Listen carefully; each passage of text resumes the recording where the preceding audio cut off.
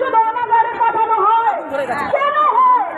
কারণ সেখানে সে সংশোধন করতে পারে নিজেকে। আমরা জানি এরকম প্রচুর উদাহরণ আছে। আমরা খালি একে অপরের দিকে হাত তুলে